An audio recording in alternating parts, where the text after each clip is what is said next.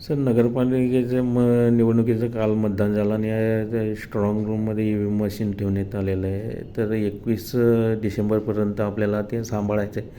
सुरक्षा यंत्रणा कशी आहे त्या ठिकाणी? नमस्कार. स्ट्रॉंग रूममध्ये आपल्याकडे सर्व मशीन स्ट्रॉंग रूममध्ये ठेवण्यात आलेले आहेत. तिथे CCTVची व्यवस्था करण्यात आलेली आहे. बाहेरचं जे प्रिमायसेस आहे स्ट्रॉंग रूमच्या बाहेरचं ते पूर्णपणे CCTVने सुरक्षित आहे. त्याचबरोबर तिथं दुहेरी अशी बॅरिकेटिंग असणार आहे. पोलीस यंत्रणा सोबत आहे आणि या ठिकाणची जी तिथं एक प्रशासनातला एक अधिकारी तिथं सातत्यानं ह्याच्यावर राहणार आहे, निगराणीवर राहणार आहे. त्याचबरोबर पोलीस प्रशासनाचा अधिकारी देखील त्या ठिकाणी राहणार आहे, PSI दर्जाचा. आणि हे सर्व तहसीलदार चोपडा यांच्या नियंत्रणाखाली राहणार आहे.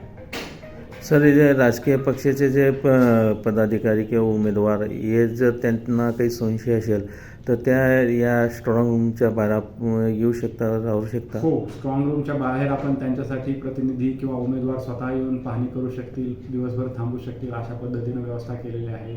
त्यांना तिथे सातत्यानं निगराणी करायची आहे, ते पाहू शकतात. पूर्णपणे व्यवस्था करण्यात आलेली आहे.